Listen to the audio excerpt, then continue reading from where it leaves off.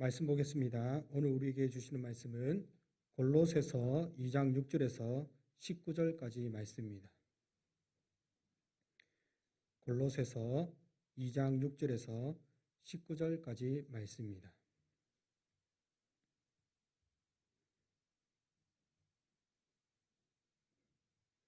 한 절씩 교독하겠습니다. 그러므로 너희가 그리스도 예수를 주로 받았으니 그 안에서 행하되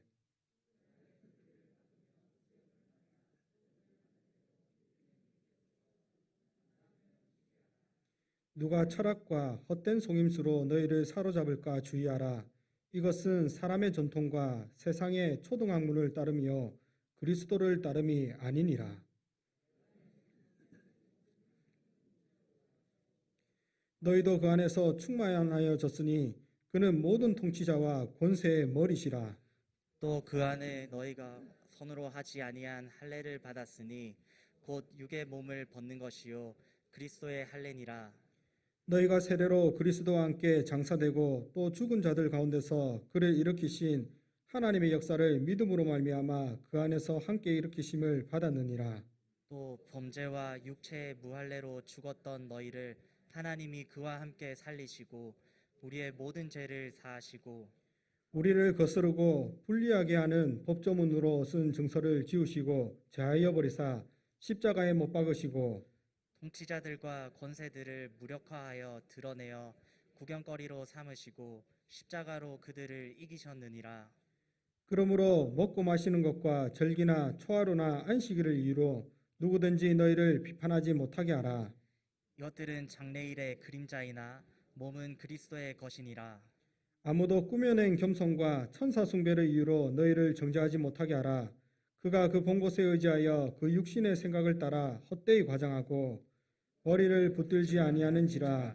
온몸이 머리로 말미암아 마디와 힘줄로 공급함을 받고 연합하여 하나님이 자라게 하심으로 자라느니라.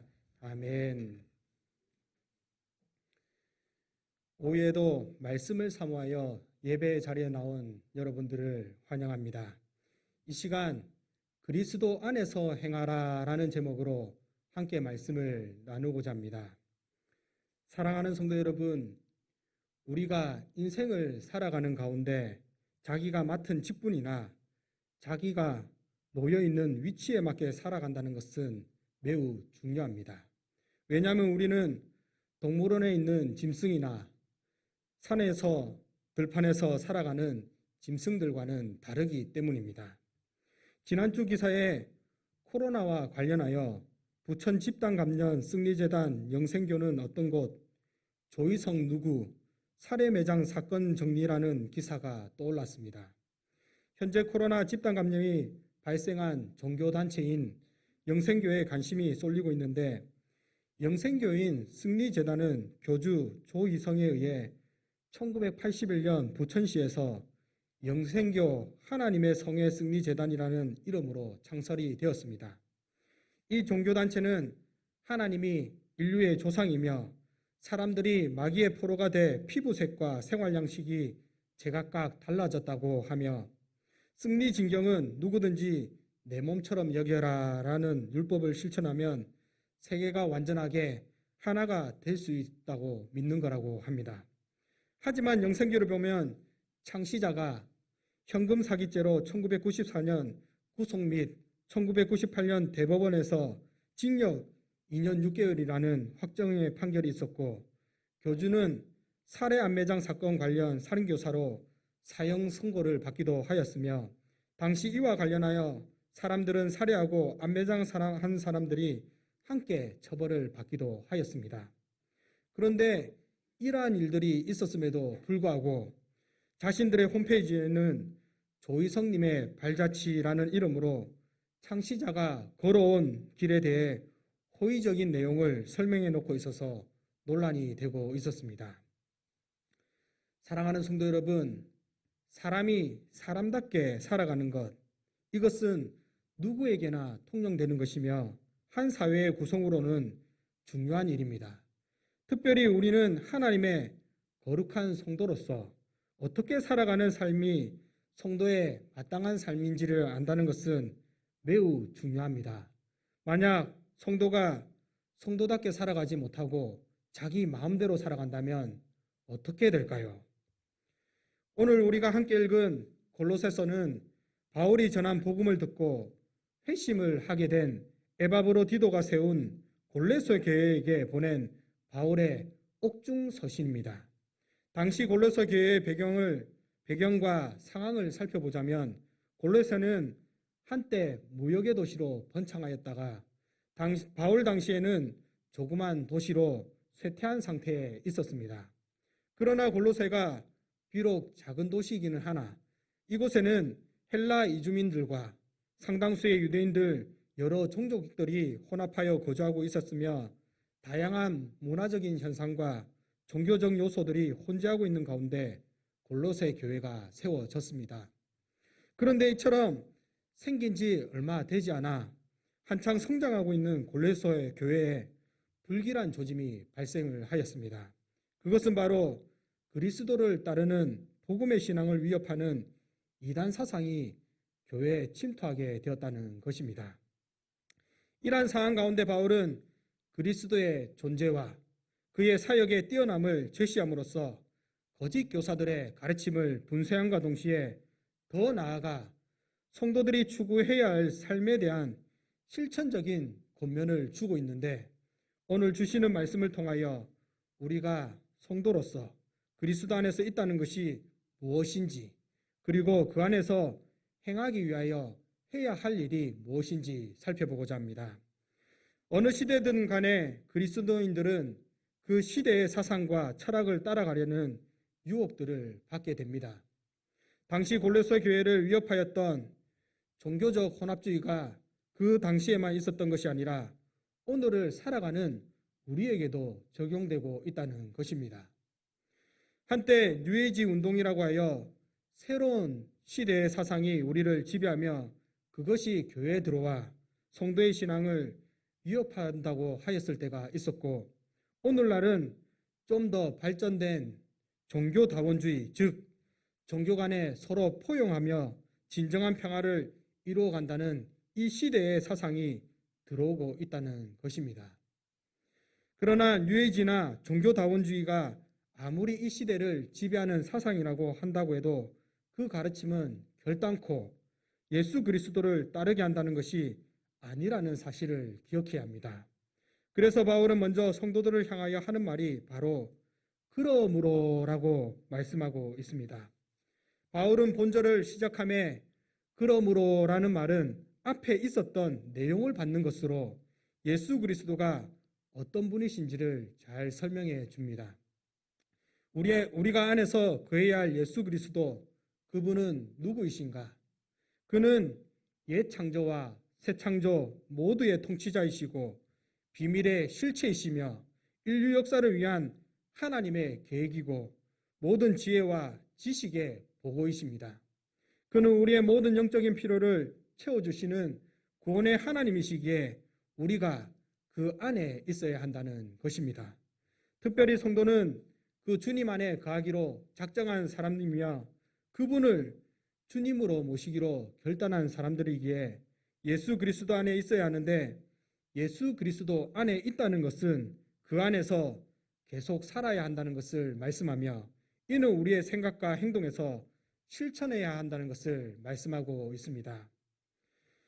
따라서 우리가 그리스도인이 되었다는 것은 그리스도와의 완전한 일치를 통해 그분을 닮아가는 자로서 그분이 원하고 바라시는 삶을 살아가야 하는 자가 되어야 한다는 것이며 우리 인생의 삶이 그리스도를 주인으로 모신 자답게 살아야 하며 이것을 계속해서 행해야 한다는 것을 명심하시고 그리스도 안에 행하는 성도가 되시기를 바랍니다. 자, 이제 그러면 우리가 그리스도 안에서 행하기 위하여 해야 할 것이 무엇인가? 첫 번째로 그리스도 안에 행하기 위해서는 우리 안에 감사함을 넘치게 해야 합니다.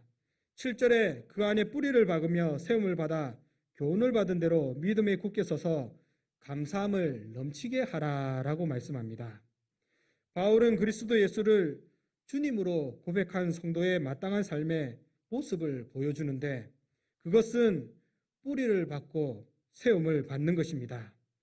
여기서 뿌리는 원예 분야에서 취한 것으로 나무가 땅의 뿌리를 깊이 박아 흔들림 없이 굳건해지듯이 성도들이 다른 것이 아니라 그리스도 안에서 뿌리를 박음으로 확고해진다는 것을 말씀합니다. 그리고 세움을 받는다는 것은 건축과 관련된 은유로서 하나님이 그들 모두를 돌처럼 사용하셔서 다름이 아니라 그리스도 자신이신 새 건물을 계속 세우게 하심으로써만 그리스도의 주되심을 보여주는 삶을 살 수 있음을 말씀하며 뿌리를 받게 하시며 또 세우시는 분이 하나님이신과 마찬가지로 우리의 믿음을 확고하게 하시는 분도 바로 하나님이신 것을 말씀하고 있는 것입니다. 그러나 바울은 이따금 그리스도인의 믿음, 즉 믿는 행위 자체가 아니라 믿음의 내용을 가리키기 위하여 이 말을 사용하기도 하는데, 그러면 우리의 믿음의 내용이 되어야 하는 것이 무엇인가? 그것은 바로 감사함을 넘치게 하는 것입니다. 이 감사는 풍부히 갖추고 있다, 넘쳐나게 하다라는 의미로서 믿음과 매우 밀접하게 연결이 되어 있는데, 즉 이것은 믿음이 있는 사람은 그의 삶 가운데 감사함이 넘쳐나야 한다는 것입니다. 요즘 세대를 보면 이전 세대와 달리 정말로 잘 사는 시대가 되었습니다. 제가 어렸을 때만 하여도 간식을 한번 먹기가 힘들었었는데, 그 당시 아이들은 넓은 교회 공터나 아니면 어떤 주로 마당에서 모여서 놀았는데, 그 중에 어떤 한 아이가 바나나 한 개라도 가져올라 치면 정말로 아이들이 개떼처럼 달라붙어 가지고 바나나 껍질에도 붙어 있는 바나나의 작은 한 조각이라도 얻어먹으려고 좀 더 하면서 마치 광신도처럼 수도 없이 외쳤습니다. 그런데 요즘 아이들을 보면 저희 집에도 마찬가지지만 바나나를 한번 사게 되면 어느 때는 잘 먹지도 않아서 그것을 다 버리게 되는 것도 될 때도 있다는 것입니다. 이처럼 우리는 이전과는 비교할 수 없을 정도로 감사함이 넘치는 시대가 되었음에도 불구하고 오히려 불만과 불평이 넘친다는 것입니다. 젊은 사람들은 인스타나 페이스북을 통하여 다른 사람들이 올린 사진을 보면서 다른 사람들은 이렇게 사고 싶은 거 다 사고 먹고 싶은 거 다 먹고 사는데 나는 왜 이럴까? 왜 나만 하고 싶은 거 못하고 이렇게 구질구질하게 사는가라고 하며 불평과 불만을 하며 자신의 처지를 원망하며 우울함에 빠지게 되는 사람이 많이 있습니다. 이처럼 우리 안에 감사가 없어지게 될 때 결국에는 그 믿음이 연약해지고 우리 안에 잘못된 생각들과 거짓 교사들의 잘못된 가르침이 들어올 수 있게 되는 기회를 제공한다는 것입니다. 사랑하는 성도 여러분, 그러나 이러한 원망과 불평은 우리의 교만임을 깨달아야 합니다. 우리는 태어날 때부터 무언가를 가지고 태어난 게 아무것도 없습니다. 굳이 우리가 가지고 태어난 것이 있다면 그것은 죄밖에 없습니다. 우리는 죄로 인하여 육신의 죽음뿐만 아니라 그의 영혼과 함께 영원한 지옥의 고통을 받아야 하는 비참한 인생임에도 불구하고 하나님은 우리를 위하여 구원의 은혜를 베풀어 주셨으며 우리의 육신의 필요도 채워 주셨다는 것입니다. 사랑하는 성도 여러분, 여러분 자신을 한번 돌아보시기를 바랍니다. 지금 입고 있는 옷, 그리고 며칠간 굶지 않고 매일 음식을 먹는 것, 그리고 건강을 가지고 교회에 나오는 것, 그리고 내가 지옥에 가야 마땅한 자인데 하나님의 은혜로 하나님의 자녀가 된 것, 이것 하나만 생각하더라도 내가 처한 상황과 관계없이 감사가 넘치는 삶이 되어야 한다는 것입니다. 따라서 내가 지금까지 살아온 삶이 감사하는 삶인가 아니면 불평하고 있는 삶인가를 돌아보시고 주어진 상황만 보고 불평불만할 것이 아니라 하나님께서 주어주신 복을 세어보고 하나님의 은혜에 감사하는 삶이야말로 거짓 교훈에 대처하는 중요한 공격적인 조치인과 동시에 주님 안에 거하는 참된 성도의 모습이라는 사실을 명심하시기를 바랍니다. 두 번째로 그리스도 안에 행하기 위해서 해야 할 일이 무엇인가? 우리는 철학과 헛된 속임수에 빠지지 않게 조심해야 합니다. 8절에 보면 누가 철학과 헛된 속임수로 너희를 사로잡을까 주의하라. 이것은 사람의 전통과 세상의 초등학문을 따름이요 그리스도를 따름이 아니니라고 말씀합니다. 바울은 거짓 가르침에 대한 경고로 주의하라라고 말씀하는데 원어에는 주의해서 보라라는 것으로 경계하다, 조심하다라는 뜻을 가지고 있습니다. 즉 바울이 원하는 바는 어떤 사람이 너희를 사로잡지 못하게 그리고 먹잇감으로 포획될 수 있으니 경계하고 조심하라는 것입니다. 그러면 우리가 그리스도 예수 안에서 거하게 하는 것을 방해하고 성도들을 사로잡기 위하여 거짓 교사들이 사용하는 방법이 무엇인가? 그것은 바로 철학과 헛된 속임수입니다. 여기서 바울이 말하는 철학은 헛된 것이며 기만을 그 특징으로 하는데 이것은 지적이나 도덕적 또는 영적 가치를 결여하고 있는 사람이나 교훈을 말합니다. 그리고 신약 성경에서는 이러한 단어는 재물, 욕심 그리고 죄를 뜻하며 이는 사람을 기만해서 엇나가게 만드는 것들이라고 말씀합니다. 그리고 이 철학은 사람의 전통과 세상 원리를 따르는 것이며 그리스도를 따르는 것이 아닌 인간의 전통에 의지하는 것으로 우리가 받아들인 복음과는 대조되고 있다는 것입니다. 우리가 보아 알겠지만 연말 연초뿐만 아니라 무슨 일이 생길 때마다 점을 보러 다니는 사람들이 있습니다.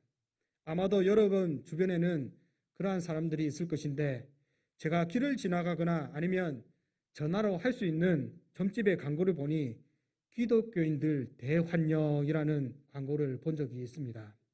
이것은 오늘날 성도들 가운데서도 복음을 제외하고 이런 것을 찾아가는 사람들이 있다는 것입니다. 특히 요즘 젊은 사람들은 타로점을 재미로나 연애운으로 많이 보기도 하며 어른들은 신문의 오늘의 운세 등을 보기도 합니다. 그리고 더 나아가 교회 성도들은 복음에 만족하지 못하고 거짓 교사들이 전하는 다른 복음을 통하여 자신의 만족을 채우고자 하며 그것이 아니더라도 자녀들은 세상의 학문으로 충만하여 하나님 위에 대학이 있게 되는 결과를 가져오게 되었다는 것입니다.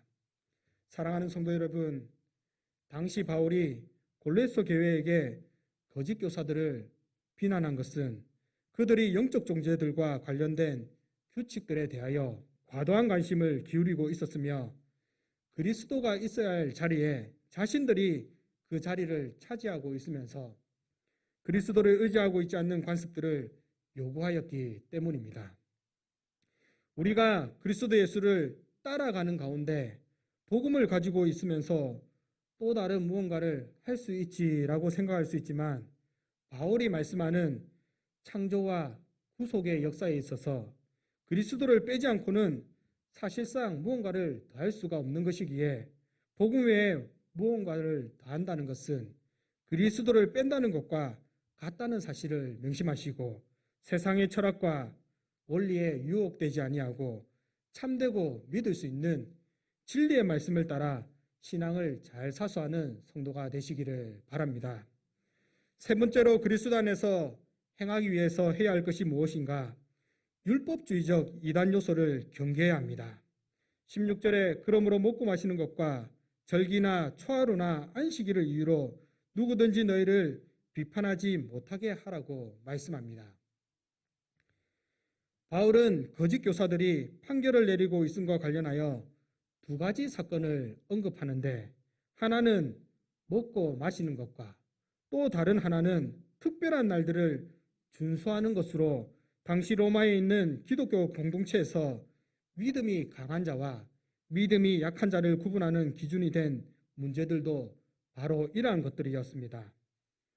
로마에서는 이러한 규정과 관련하여 상당하게 논란이 되고 있었는데 손대지 말라는 것과 맛보지 말라는 것을 통해 거짓 교사들이 어떤 종류의 음식을 먹는 것과 마시는 것을 금해야 한다고 주장하고 있었으며, 이와 비슷하게 특별한 날들의 준수를 지켜야 함을 강요하고 있었던 것입니다.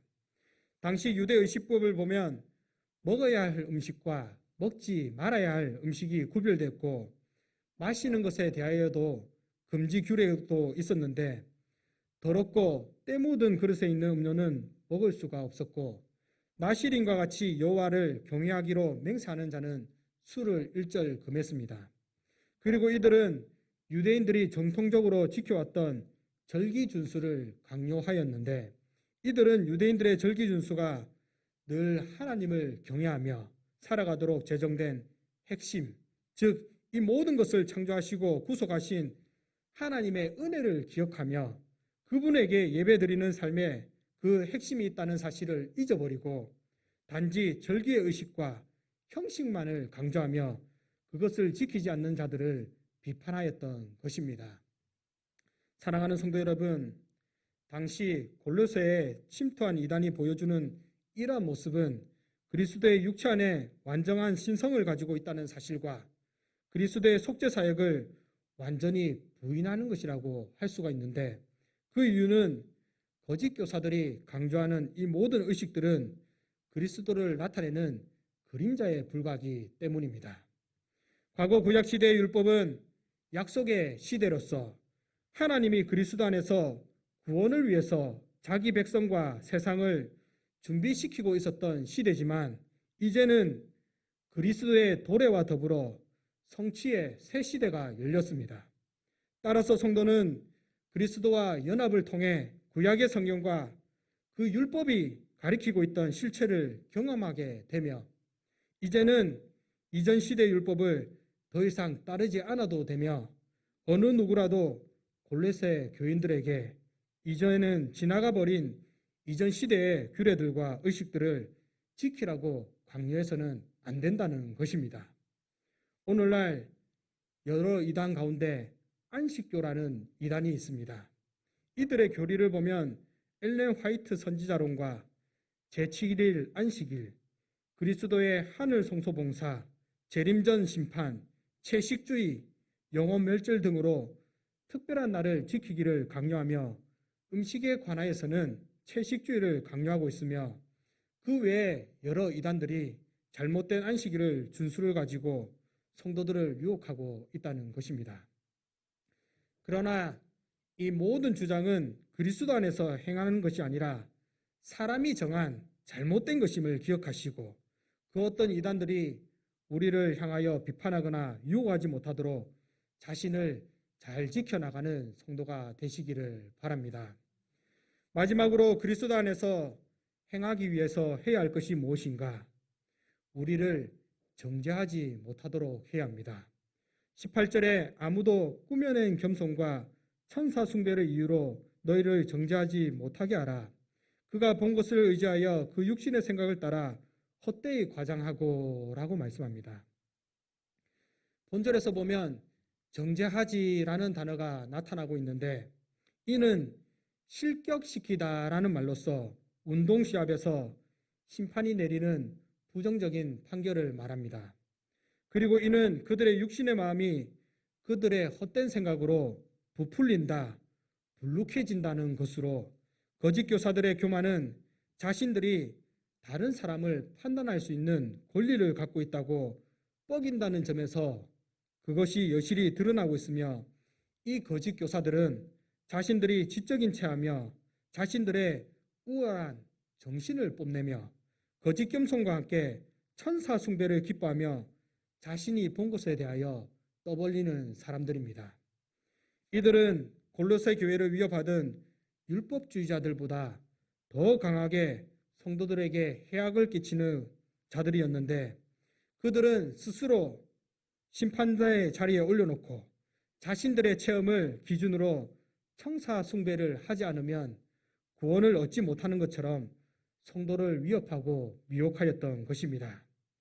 당시 거짓 교사들은 악령을 쫓아내기 위한 수단으로 천사들을 부르며 천사들에게 기도하는 것을 중요하게 여겼고, 또한 신비 종교의 의식에 참여하였을 때 환상을 유도하기 위하여 엄청난 금욕주의 생활을 하는 습관을 가지고 있었으며 자신들이 경험한 것에 초점을 맞추어 천사 숭배 가운데 받았던 환상 속에서 본 일들을 말하며 그것이 진리인 양 골로새 성도들에게 전했던 것입니다. 사랑하는 성도 여러분, 그러나 우리가 알아야 할 것은 천사는 우리가 숭배해야 할 대상이 아니라는 것입니다.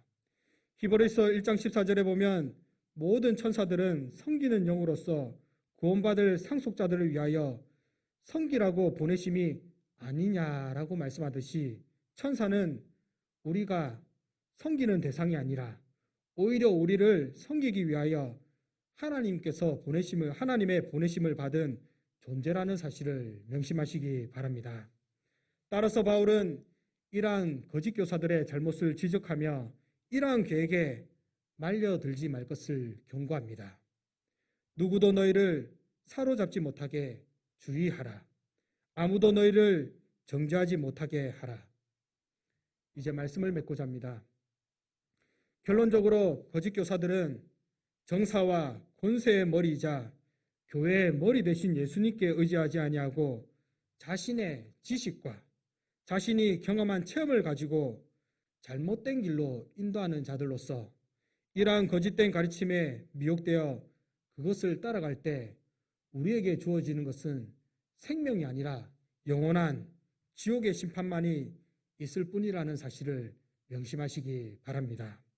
따라서 몸의 각 지체인 성도는 머리 대신 그리스도로 말미암아 마디와 힘줄로 공급함을 얻어야 하며 이러한 연합이 있을 때 하나님께서 성도들을 자라게 하신다는 사실을 기억하시고 그리스도 외에 다른 어떤 것에서 해결책을 찾는 것이 아니라 그리스도 안에 거할 때 우리의 모든 문제에 해결이 있고 오직 그리스도 안에 거할 때 진정한 생명이 있음을 명심함으로써 참된 성도로서 그리스도 안에서 행하는 저와 여러분들이 되시기를 바랍니다.